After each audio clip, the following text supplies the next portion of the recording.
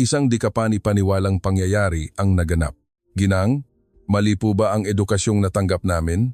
Ito ang tanong sa akin habang lumuluhan ng isang 16 taong gulang na lalaking estudyante mula sa isang prestihiyosong paaralan sa Finland, isang bansang kilala sa pagkakaroon ng pinakamahusay na sistema ng edukasyon sa buong mundo. Sa loob ng 15 taon kong pagtuturo sa larangan ng internasyonal na edukasyon, ito ang unang beses na nakaranas ako ng ganito. 28 pinakamahuhusay na estudyante mula sa Finland na patungo sanang Helsinki mula sa isang educational tour sa Asia ay napilitang mag-emergency landing sa Ninoy Aquino International Airport sa Pilipinas dahil sa isang biglaang super typhoon. Mula roon, sunod-sunod na ang mga di inaasahang pangyayari. Alam nyo ba? Ang mga henyong estudyanteng ito na buong buhay ay itinuro sa kanila na ang edukasyon sa Finland ang pinakamagaling sa lahat ay tuluyang natigilan at nawalan ng masabi sa loob lamang ng 48 oras pagtapak nila sa lupa ng Pilipinas. Mula sa kanilang mga karanasan sa paliparan, sa mga di kapani-paniwalang eksena sa loob ng MRT, hanggang sa mga nakakagulat na kabataang nakasalamuha nila sa kalye sa kalaliman ng gabi.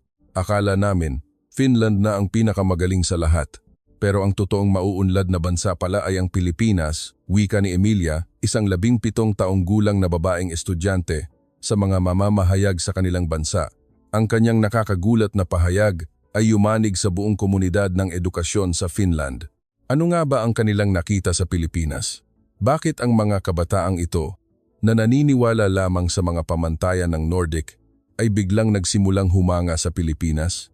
Ako si Isabella Reyes, isang guro na nagtatrabaho sa isang paaralang Filipino sa Helsinki, Finland sa loob ng 15 taon.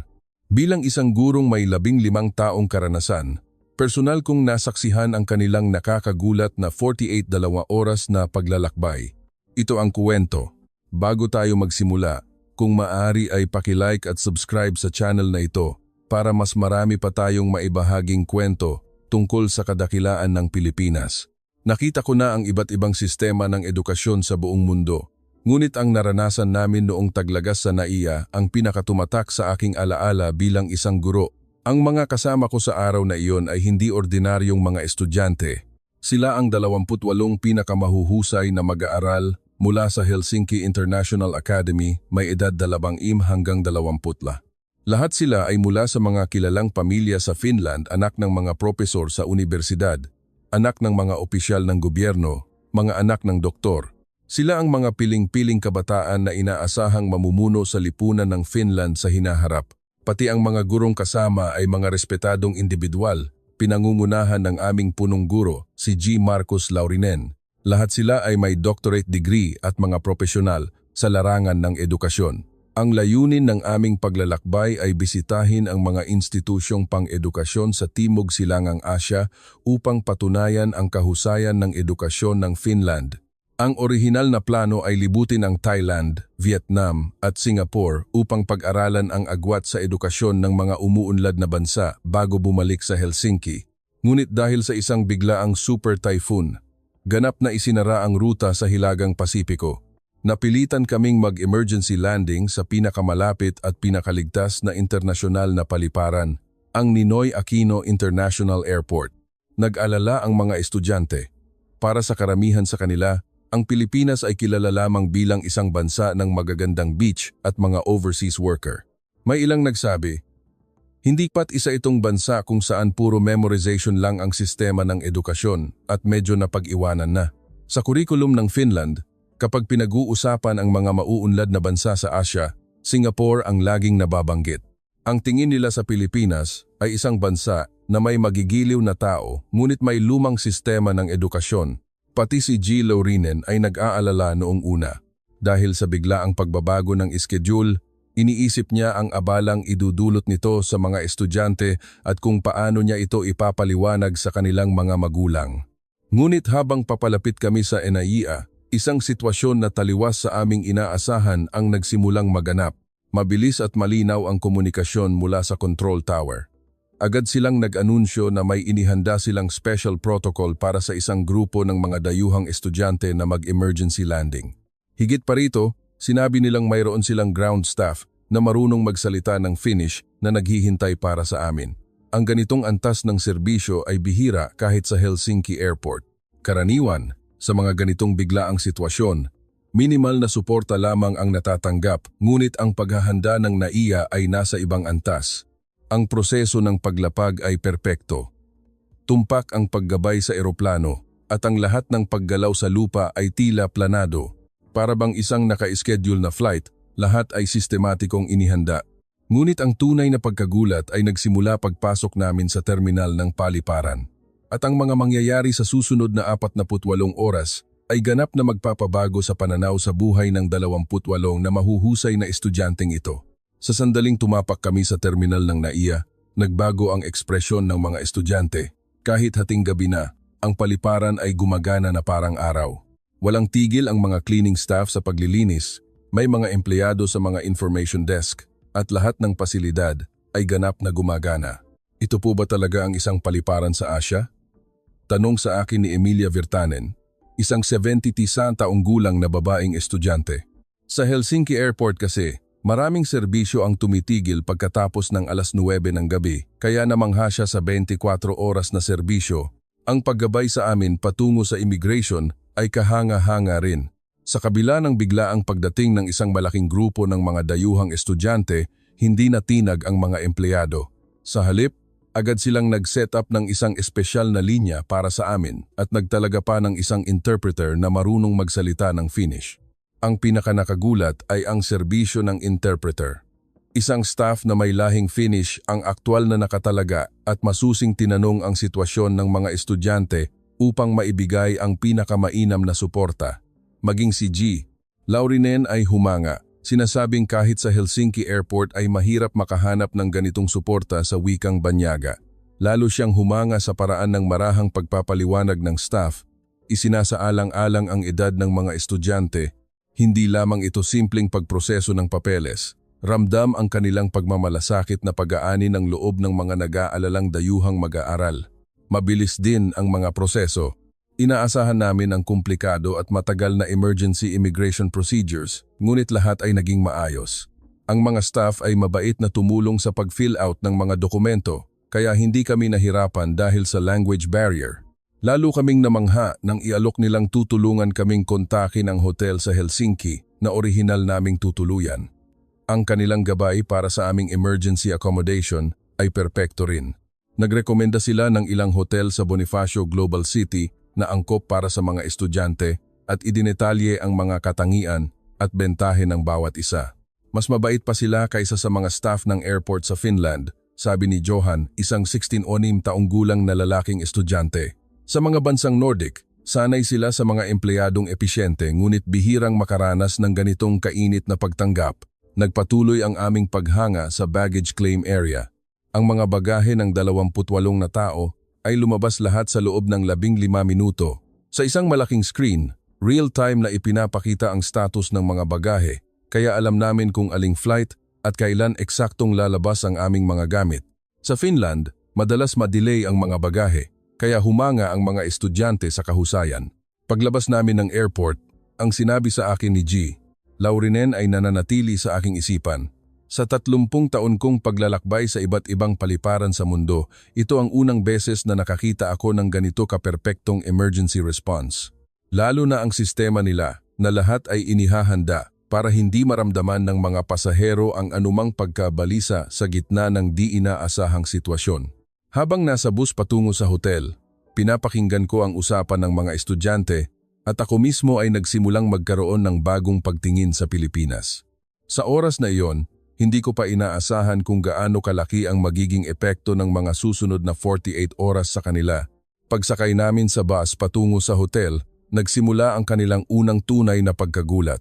Ang tanawin ng Pilipinas mula sa Skyway na nag-uugnay sa NAIA at sa sentro ng lungsod ay ganap na bumago sa kanilang mga inaasahan. Ang karagatan ng mga ilaw sa magkabilang panig ng highway at ang organisadong hanay ng mga gusali ay nagpadikit sa kanilang mga mukha sa bintana. Bihira kaming makakita ng isang planadong lungsod na ganito kalaki kahit sa Finland, sabi ni G. Laurinen. Lalo siyang humanga sa kung paano sistematikong inilagay ang mga berdeng espasyo sa bawat lugar at kung paano nagkakasundo ang mga residential at commercial na gusali. Ang aming bise-punong guro na isang eksperto sa urban planning ay nagsabing hindi ito nalalayo sa mga lungsod sa Nordic. Sa katunayan, mas pino pa nga. Habang papalapit kami sa BGC, mas nakakagulat na tanawin ang sumalubong sa amin. Kahit pasado 11:00 na ng gabi, maliwanag pa rin ang lungsod at maraming tao ang natural na naglalakad sa paligid. Ang pinakanakagulat ay ang mga kabataang babae na nag-iisa. Ang makita ang isang babaeng naglalakad mag-isa nang ligtas sa kalaliman ng gabi ay isang bagay na mahirap makita kahit sa mga urban na lugar sa Finland. Talaga bang ligtas ang bansang ito? Tanong ni Emilia na may pagkamangha. Sa pag-check-in sa hotel, isa na namang sorpresa ang naghihintay. Hindi lang kami binati ng front desk staff sa matatas na Ingles, ngunit agad din silang nag-alok ng pinakamainam na serbisyo nang malaman nilang kami ay isang student group. Sa kabila ng aming hating gabing pagdating, detalyado nilang ipinaliwanag ang oras ng almusal kinabukasan at ang mga kalapit na convenient na pasilidad. Higit pa rito, dahil alam nila ang aming sitwasyon, naghanda pa sila ng mga gabay para sa pamamasyal. Ang pinakatumatak ay ang kanilang taos-pusong pagtanggap. Higit pa sa isang komersyal na serbisyo, naramdaman namin ang init ng pakiramdam na kami ay tunay na welcome. Habang nasa elevator paakyat sa aming mga silid, tinitingnan ko ang mga mukha ng mga estudyante at naramdaman kong mabilis na nagbabago ang kanilang pananaw sa Pilipinas. Ang mga batang ilang oras lang ang nakalipas ay nagpapakita ng pagkabalisa sa isang atrasadong bansa sa Asya ay ngayoy puno na ng kuryosidad at pananabik. Kinabukasan, nagsimula ang kanilang tunay na karanasan sa Maynila at ang mga sorpresa na mararanasan ng mga estudyanteng Finnish ay hindi maihahambing sa anumang naranasan na nila. Ang 48 oras na babago sa kanilang pananaw sa edukasyon, lipunan at buhay ay magsisimula pa lamang. Kinaumagahan, bandang 6:00, isang estudyanteng nagising ang nagsimulang magreklamo dahil sa gutom. Nag-alala ako. Sa Finland, halos imposible makahanap ng restaurant na bukas ng ganoon kaaga. Nang magtanong ako sa front desk, ngumiti ang staff at sumagot. Mayroon pong 20 oras na tapsihan sa katabing gusali. Paborito po iyon ng mga estudyante. Nagulat ako sa sinabi niyang may 24 oras na kainan. Hindi ito kapani-paniwala sa Finland. Kasama ang 7 estudyante, nagtungo kami sa tapsihan. 6:00 ng umaga, ngunit ang kalye ay abala na. Mga empleyadong papasok sa trabaho, mga mamamayang nagjo-jogging, mga taong lumalabas sa convenience store. Ang umaga sa Helsinki ay tahimik, ngunit sa Maynila, ang araw ay nagsimula na. Pagbukas namin ng pinto ng kainan, sumalubong sa amin ang mainit na hangin at amoy ng pagkain. May ilang customer na kumakain ng almusal. Isang lalaking nasa katanghaliang gulang na nagbabasa ng dyaryo, isang kabataang babae na may laptop, at mga empleyadong mukhang pagod mula sa night shift. Nang makita nila ang menu, napasigaw sa gulat ang mga estudyante. Napakamura ng mga presyo. Ang isang serving ng tapsilog ay wala pang 150 pesos. Kung i-convert sa Finnish currency, hindi ka pani-paniwala ang kababaan nito. Sa Helsinki, ang ganitong pagkain ay aabutin ng hindi bababa sa 15 euros. Ang waiter na kumuha ng aming order ay hindi man lang nagulat na kami ay mga dayuhan. Ipinaliwanag niya ang menu sa Ingles at nagrekomenda ng mga pagkaing madaling kainin para sa mga estudyante. Itinuro pa niya na posible ang less spicy para sa mga hindi sanay sa maanghang. Ang bilis ng pagsilbi ng pagkain ay nakakagulat din. Wala pang 5 minuto matapos kaming mag-order, lahat ng pagkain ay nasa aming mesa na. Tapsilog, longsilog. Tosilog ang mga estudyante ay kalahating mausisa at kalahating nag-aalala sa mga pagkaing Filipino na ngayon lang nila nakita, ngunit sa unang subo, nagbago ang kanilang mga ekspresyon. Ang pinakanakagulat ay ang garlic rice. Ito ay naiiba sa kanin na kinakain nila sa Finland. Mabango at perpekto ang timpla. Si Johan, isang lalaking estudyante, ay nakaubos ng 2 order ng tapsilog. Hindi ka makakain ng ganito kasarap sa ganitong presyo sa Finland, sabi niya nang may paghanga. Ang reaksyon ng mga estudyanteng kumakain ng sinangag ay nakakatuwa rin. Noong una ay nahirapan sila sa paggamit ng kutsara at tinidor, ngunit agad din silang nasanay. Nang matapos kaming kumain at magbabayad na, muli kaming nagulat. 7 tao ang nabusog ng husto. Ngunit ang kabuuang bayarin ay hindi umabot sa 10,000 pesos. Katumbas ito ng halos 15 euros.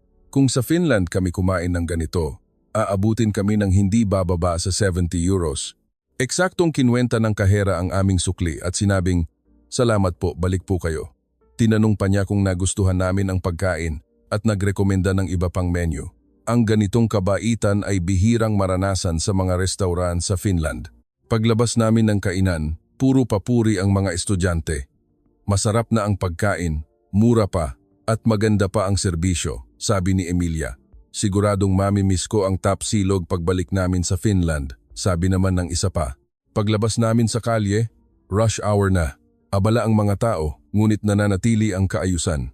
Sa mga tawiran, lahat ay sumusunod sa traffic lights at maayos na nagsasama-sama ang mga pedestrian at sasakyan.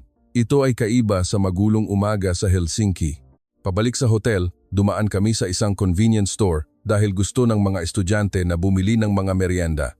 Pagpasok namin, isa na namang sorpresa ang naghihintay. Kahit maliit, ang convenience store ay kasing linis ng isang department store at puno ng mga produkto. Ang pinakanakagulat ay ang dami ng maaaring gawin dito. Hindi lang pagbili ng pagkain, kundi pati pagpapadala ng package, pagbabayad ng bills, at paggamit ng ATM. Ang mga convenience store sa Finland ay nagbebenta lang ng simpleng pagkain, ngunit ang mga nasa Pilipinas ay parang maliliit na department store. Pumili ang mga estudyante ng kani-kanilang gusto. Manghang-mangha sila sa mga candy at inuming Filipino, lalo silang naging interesado sa choknot. Sa cashier, muli silang humanga.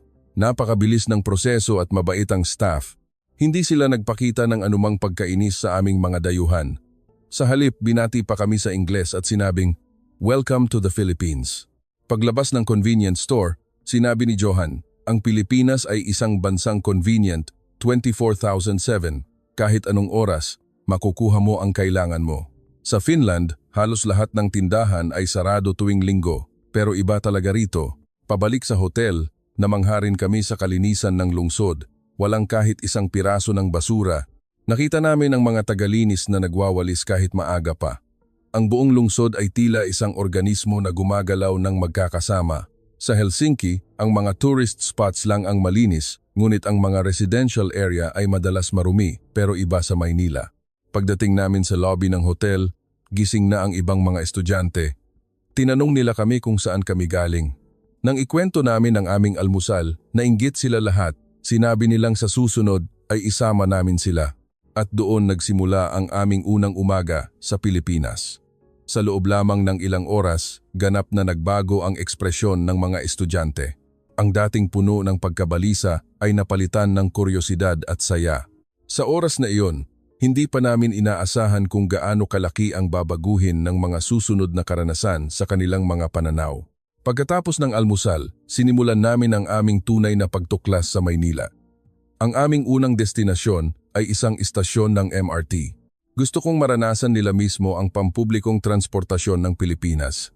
Pagpasok pa lang namin sa entrance ng MRT station, nagsimulang magbago ang ekspresyon ng mga estudyante. May mga escalator sa halip na hagdanan, kaya hindi na kailangang buhatin ang mabibigat na gamit. Mayroon ding mga elevator sa lahat ng dako na nagpapakita ng isang barrier-free design. Ang mga subway sa Helsinki ay luma at madilim, ngunit ang MRT sa Maynila ay moderno at maliwanag, malinis at sapat ang ilaw.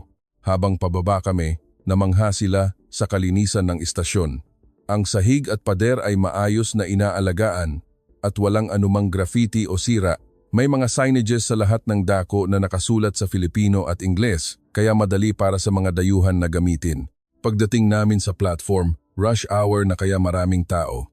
Ngunit sa kabila ng siksikan, mayroong isang kahanga-hangang kaayusan. Lahat ay natural na pumipila sa dalawang hanay, sumusunod sa mga linyang nakaguhit sa sahig. Ito ay isang tanawin na hindi mo makikita sa Finland, sabi ni G. Laurinen. Sa Helsinki, karaniwan nang nagtutulakan ng mga tao para maunang makasakay. Nang dumating ang tren, isang mas nakakagulat na eksena ang naganap. Pagbukas ng pinto, ang mga tao ay nahati sa dalawang gilid upang bigyan daan ang mga pasaherong bababa. Pagkatapos bumaba ng lahat, saka sila maayos na pumasok. Walang nagturo sa kanila, ngunit lahat ay natural na sumusunod sa magandang asal na ito. Sino po ang nagtuturo sa kanila ng patakarang ito? Tanong ni Emilia. Walang nagtuturo. Ito ay isang kultura na natural na natututunan ng mga Pilipino mula pagkabata, paliwanag ko. Humanga siya. Pagpasok sa loob ng tren, namangha rin sila sa kalidad nito. Komportable ang mga upuan at ang mga handrail ay may iba't ibang taas, kaya hindi nahihirapan kahit ang mga hindi katangkaran. Ang pinakatumatak ay ang kalinisan, walang kahit isang piraso ng basura sa sahig, at ang mga upuan ay maayos. Habang nakaupo at nagmamasid, nasaksihan namin ang isang napaka-touching na eksena. Sa susunod na istasyon, isang matandang babae na may tungkod ang sumakay. Agad-agad, ilang pasahero ang tumayo para mag-alok ng kanilang upuan. "Salamat iho," sabi ng lola at umupo. Nang makita ito, lumuha si Johan, ang 16 daong gulang na estudyante. Ang ganitong natural na kabaitan ay bihira na naming makita kahit sa Finland, bulong niya. Ang kapaligiran sa loob ng tren ay kahanga-hanga rin. Kahit maraming tao, tahimik. Walang sumisigaw sa telepono o nag-iingay. Karamihan ay nakatingin sa kanilang mga smartphone o nagbabasa ng libro. Ang lalong nakagulat sa kanila ay ang mga kabataang estudyante na nag-aaral sa loob ng tren. May mga nakabukas na libro at reviewer, seryosong nag-aaral. Sa Finland, bihira kang makakita ng estudyanteng nag-aaral sa pampublikong transportasyon. Napakasipag naman ng mga estudyanteng iyan, sabi ni Emilia. Sa Finland, pagkatapos ng klase, kinalilimutan na namin ang pag-aaral pero iba pala ang mga estudyanteng Pilipino. Pagdating namin sa transfer station, muli silang nagulat. Kahit komplikado ang istruktura dahil sa pagsasalubong ng maraming linya, napakalinaw ng mga signages at hindi kami naligaw. Ang mga color-coded na mapa ng ruta, detalyadong gabay sa bawat exit at impormasyon sa mga kalapit na lugar ay lahat idinisenyo para madaling maintindihan. Pagdating namin sa istasyon sa Maynila at paglabas sa ground level, isang napakagandang tanawin ang bumungad sa amin, ang makasaysayang Intramuros. Daan-daang tao ang naglalakad, ngunit sa kabila ng tila kaguluhan, mayroong perpektong kaayusan. Ang mga tao ay natural na gumagalaw, hindi nagkakabangga, at lahat ay episyenteng patungo sa kanilang destinasyon. Ito ang simbolo ng Pilipinas, sabi ni G. Laurinen. Pagkakasundo sa gitna ng pagkakaiba-iba. Ang kalayaan ng individual at ang kaayusan ng grupo ay perpektong nagbabalanse. Habang naglalakad kami sa lungsod, sunod-sunod ang kanilang mga bagong tuklas. Ang kalinisan ng mga kalye, ang pagkakaiba-iba ng mga tindahan, at higit sa lahat, ang kabaitan ng mga tao. Nang maligaw kami, isang Pilipino ang lumapit at nagturo ng daan sa Ingles. Nang pumasok kami sa isang bookstore, namangha ang mga estudyante, isang malaking bookstore na may maraming palapag at libu-libong aklat na maayos na nakaayos. Kahit weekday, maraming tao ang nagbabasa. Mahilig din magbasa ang mga taga-Finland pero hindi ganito, sabi ni Emilia. Ang pagkauhaw ng mga Pilipino sa kaalaman ay kahanga-hanga. Habang nagpapahinga sa isang coffee shop, pinag-usapan ng mga estudyante ang kanilang mga karanasan. Itinuro sa amin na ang Finland ang may pinakamahusay na sistema ng edukasyon. Pero pagtingin ko sa Pilipinas, nagsisimula akong magduda, sabi ni Matilati, 17. Ang mga estudyanteng Pilipino ay nag-aaral kahit sa tren. Tayo, pagkatapos ng klase, kinalilimutan na natin ang pag-aaral, dagdag ni Johan. Hapon, nagpunta kami sa National Museum Complex. Gusto kong ipakita sa kanila ang sentro ng kultura at kasaysayan. Namangha sila sa dami ng tao. Ngunit dito rin nanatili ang kaayusan. Ang pinakatumatak ay ang eksena sa gabi. Kahit pasado 9:00 na, maraming mga babaeng estudyante ang ligtas na umuuwi mag-isa. Mga estudyanteng bumibili sa convenience store, pauwi mula sa review center. Sa Finland, ang paglabas sa gabi ay itinuturing na mapanganib, ngunit sa Pilipinas, ito ay isang pangkaraniwang tanawin. Hindi ka panipaniwala, sabi ni Emilia sa akin. Ang isang babaeng kaedad namin na naglalakad mag-isa ng 10:00 ng gabi ay imposible sa Finland. Nang dumaan kami sa isang convenience store, may bago na naman silang natuklasan. Ang night shift na staff ay isang babaeng nasa early 20s, ngunit wala siyang anumang bakas ng takot. Nagulat ang mga estudyante na nagtatrabaho siya mag-isa hanggang hating gabi. Sa Finland, bihira ang babaeng nagtatrabaho mag-isa sa gabi, sabi ni G. Laurinen. Ang ganitong kaligtas na lipunan ay isang antas na hindi mo makikita kahit sa mga bansang Nordic. Sa umaga ng ikalawang araw, isang di inaasahang pangyayari ang naganap. Biglang nanlambot at hinimatay si Emilia, marahil dahil sa stress sa edad na 17 at sa di pamilyar na kapaligiran. Ako at ang ibang mga estudyante ay nataranta kung paano haharapin ang isang emergency sa ibang bansa. Agad akong tumawag sa 911. Nakakagulat, isang operator na nagsasalita ng Ingles ang sumagot at sinabing ipapadala niya ang isang ambulansya matapos makuha ang aming eksaktong lokasyon. Wala pang 5 minuto, dumating ang ambulansya. Kahit nasa siksikang lugar kami ng Maynila, ang bilis ng kanilang pagtugon ay kahanga-hanga kumpara sa emergency system ng Finland. Ang profesionalismo ng mga paramedic ay napakahusay. Pagdating nila, agad nilang sinuri ang kondisyon ng pasyente at sinimulan ang angkop na first aid. Isinasaalang-alang na isang kabataang babae ang pasyente. Maingat sila ngunit tumpak sa kanilang mga kilay. Isang paramedic ang nagpaliwanag ng sitwasyon sa simpleng Ingles na nagpakalma sa amin. Huwag po kayong mag-alala, mukhang mild dehydration lang po ito. Dalhin natin siya sa ospital para masigurado. Ang loob ng ambulansya ay moderno. Habang bumibiyahe, patuloy na sinusubaybayan ang kondisyon ng pasyente. Ang komunikasyon sa ospital ay tapos na, kaya't handa na silang tumanggap sa amin pagdating. Pagdating namin sa isang nangungunang ospital sa Maynila, isa na namang sorpresa ang sumalubong sa amin. Ang emergency room ay abala, ngunit napaka-organisado. Malinaw na nahahati ang bawat lugar at episyente ang daloy ng mga pasyente. Ang serbisyo sa reception ay kahanga-hanga. Mayroong isang espesyal na window para sa mga dayuhang pasyente at ang staff ay matatas mag-Ingles. Detalyado rin nilang ipinaliwanag ang mga proseso para sa health insurance ng Finland. Ang ganitong sistema ng suporta para sa mga dayuhan ay bihira kahit sa mga ospital sa Helsinki. Habang naghihintay, regular na tinitingnan ng isang nurse ang kalagayan ni Emilia. Ipinaliwanag din niya ng detalyado ang sitwasyon para mapawi ang aming pag-aalala. Nang magsimula ang konsultasyon, namangha kami sa profesionalismo ng doktor. Isinaalang-alang niya ang psikolohikal na estado ng batang pasyente at maingat na nagtanong tungkol sa mga sintomas. Mabilis ang mga pagsusuri. Ang resulta ng blood test ay lumabas sa loob ng 30 minuto. Ang diagnosis ay hindi seryoso, pagod sa biyahe at mild dehydration. Sapat na ang hydration at pahinga para gumaling. Ngunit inirekomenda ng doktor ang ilang oras na pagmamasid para makasiguro. Nang kumuha kami ng reseta at pumunta sa parmasya, isa na namang magandang karanasan ang naranasan namin. Ipinaliwanag ng parmasyutiko ng detalyado kung paano inumin ang gamot at ang mga posibleng side effects. Isinasaalang-alang ang edad at sintomas ng pasyente. Nagprint pa siya ng instruction sheet sa Ingles. Sa pagbabayad, dumating ang huling sorpresa. Ang kabuuang bayarin para sa emergency consultation, mga pagsusuri at gamot ay halos kalahati lamang ng gastos sa Finland. Walang dagdag na bayad kahit kami ay mga dayuhan. Paglabas namin ng ospital, sinabi ni G.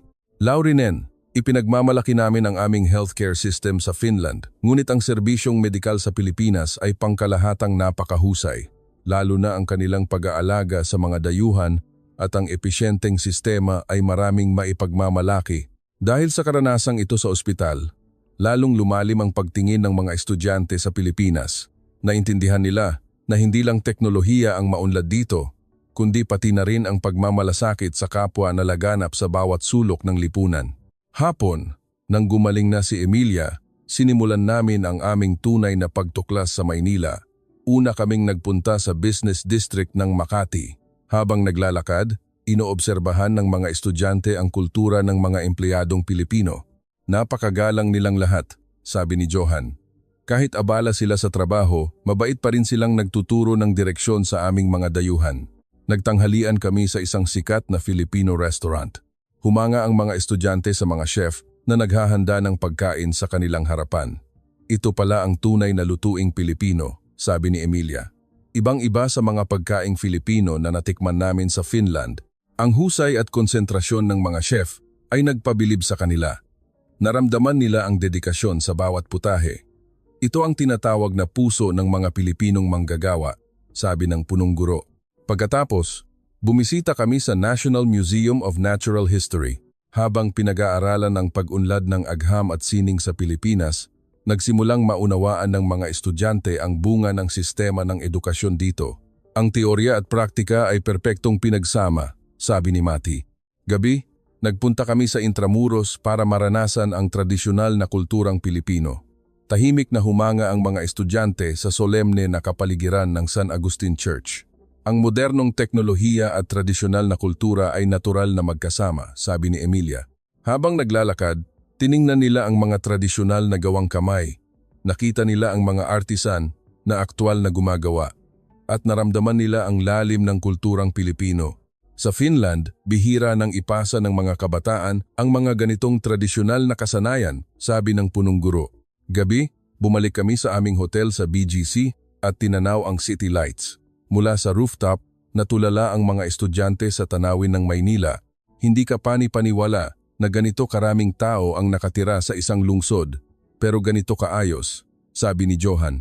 Sa huling araw, maagang gumising ang mga estudyante para sa kanilang huling pamamasyal. Bumisita sila sa isang parke sa gitna ng syudad at humanga sa luntiyang espasyo. Ito ang perpektong balanse ng pangangalaga sa kalikasan at urban development, sabi ni Mati. Sa isang malaking mall, naranasan nila ang tech culture ng Pilipinas. Mula sa mga pinakabagong gadget hanggang sa mga local pop culture items, nagulat sila sa pagkakaiba-iba. Ang tanghalian ay sa isang food court. Nagulat ang mga estudyante na makakain ng dekalidad na pagkain sa napakamurang halaga.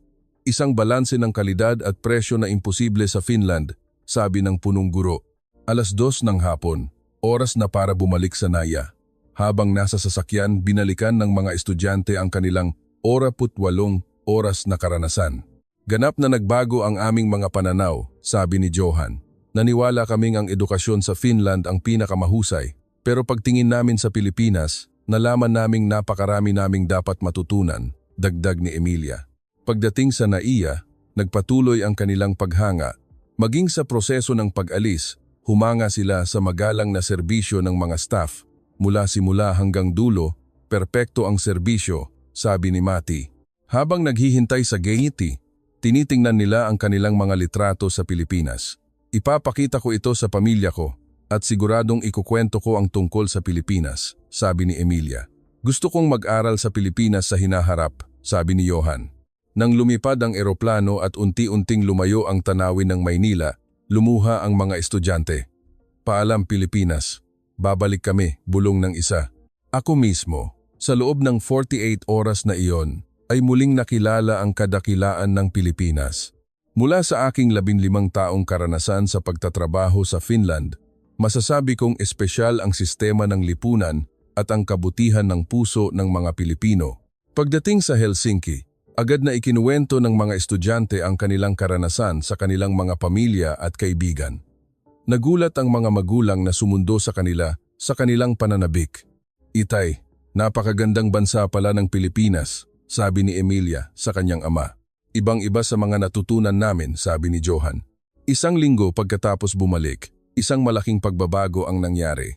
Ang mga larawan at video ng Pilipinas na ipinost ng mga estudyante sa social media ay naging viral sa mga kabataan sa Finland. Lalo na ang video ng mga estudyanteng Pilipino na nag-aaral sa loob ng MRT na umabot sa mahigit 100,000 views. Maraming komento ang nagsasabing, dapat nating pag-isipan kung ang edukasyon ba talaga ng Finland ang pinakamahusay. Marami ring nagsabi na dapat tularan ang kasipagan ng mga estudyanteng Pilipino. Malaki rin ang epekto nito sa paaralan. Nag-ulat si G. Laurinen sa Education Board tungkol sa sistema ng edukasyon sa Pilipinas at umani ito ng malaking interes. Ang Pilipinas ay nagsimulang makilala bilang isang huwarang lipunan na nagbabalanse ng kahusayan at pagiging makatao. Kumilos din ang media sa Finland. Isang malaking pahayagan ang naglathala ng isang special feature na may pamagat na ang lakas ng edukasyon sa Pilipinas na natuklasan ng mga estudyanteng Finnish na umani ng malaking reaksyon. Nagkaroon din ng pagbabago sa mga magulang. Biglang dumami ang mga estudyanteng gustong mag-aral sa Pilipinas at ang mga nag-enroll sa klase ng wikang Filipino ay tumaas ng 5 beses. 3 buwan ang lumipas, isang nakakagulat na bagay ang nangyari. 12 sa 28 estudyanteng iyon ang nagpahayag ng pagnanais na bumalik sa Pilipinas at nagplano ng biyahe kasama ang kanilang mga pamilya. Kinumbinsi ni Emilia ang kanyang mga magulang at sumali sa isang 2 linggong study program sa Pilipinas noong summer. Si Johan naman ay seryosong isinasaalang-alang ang pag-aaral sa isang universidad sa Pilipinas. Nagbago rin si G. Laurinen. Iminungkahi niya sa Ministry of Education ng Finland ang isang pag-aaral sa sistema ng edukasyon ng Pilipinas at naaprubahan ang pagpapadala ng isang opisyal na delegasyon. Napakarami nating dapat matutunan sa kanila, sabi niya. 1 taon ang lumipas, nakatanggap ako ng isa pang nakakagulat na balita. Ang Helsinki International Academy ay nakipag-sister school agreement sa isang pribadong high school sa Maynila. Magkakaroon sila ng taunang student exchange. Bilang mga unang kalahok sa programang ito, 15 estudyante, kabilang sina Emilia at Johan, ang mag-aaral doon sa loob ng 3 buwan. Binago ng 48 oras na iyon ang buhay ko, sabi ni Emilia. Ngayon mayroong isang Philippine study boom sa Finland. Maraming paaralan ang nag-adopt ng mga pamamaraan mula sa edukasyon sa Pilipinas, lalo na sa pagpapabuti ng kakayahan ng mga estudyante na mag-aral ng mag-isa. Ang aksidenteng 48 oras na iyon ay nagdulot ng malaking pagbabago sa ugnayan ng 2 bansa. Ngayon, buwan-buwan, may mga delegasyon mula sa Finland na bumibisita sa Pilipinas para sa educational tours. At marami sa kanila ang umuuwi na may parehong paghanga. Ang pinakatumatak ay ang pangmatagalang pagbabago sa mga estudyante. Pagkatapos ng kanilang pagbisita, malinaw na nagbago ang kanilang saloobin sa pag-aaral. Dumalas ang kanilang pag-aaral ng kusa at lumalim ang kanilang pag-unawa sa kapwa. Kasalukuyang nag-aaral si Emilia ng International Relations sa isang universidad sa Maynila. Nais niyang gamitin ang pusong mapagmalasakit na natutunan niya sa Pilipinas upang maging tulay sa pagitan ng 2 bansa. Si Johan naman ay nag-aaral ng Filipino at Philippine culture sa isang universidad sa Finland at layuning magtrabaho sa Pilipinas sa hinaharap. Ang aksidenteng emergency landing dahil sa bagyo ay isang di inaasahang pangyayari, ngunit binago nito ang buhay ng 28 na mahuhusay na kabataan at nagkaroon ng malaking epekto sa ugnayan ng 2 bansa. Naaalala ko pa rin ang araw na iyon, ang mga mukha ng mga estudyante na puno ng pagkabalisa at ang kanilang nagniningning na mga ngiti na puno ng pag-asa at paghanga pagkatapos ng 48 oras. Ang tunay na lakas ng Pilipinas ay hindi lamang nasa makabagong teknolohiya o episyenteng sistema. Ito ay nasa puso na nagpapahalaga sa tao, sa pagmamalasakit sa kapwa at sa kultura na nagpapahalaga sa pagkakasundo ng buong lipunan. Inaasahan kong mas marami pang kabataang Finnish ang makakaranas ng tunay na Pilipinas. At sana, ang karanasang iyon ay magpayaman sa kanilang buhay at lalong magpatibay sa pagkakaibigan ng ating mga bansa. Ang kuwentong nagsimula sa isang aksidente ay naging isang malaking tulay na nag-uugnay sa 2 bansa. Natutunan ko sa Pilipinas na ang edukasyon ay hindi lamang tungkol sa pagtuturo ng kaalaman, kundi sa paghubog ng puso. Hanggang dito na lang ang kuwento ngayon. Nagustuhan niyo ba ang nakakagulat na istorya ng mga estudyante mula sa Finland na nag-emergency landing sa Pilipinas at nagbago ang pananaw sa buhay sa loob ng 48 oras? Mag-iwan ng komento ng suporta para sa mga bida ng ating kwento. Kung nagustuhan niyo ang istoryang ito, paki-like at subscribe. Maraming salamat sa panonood.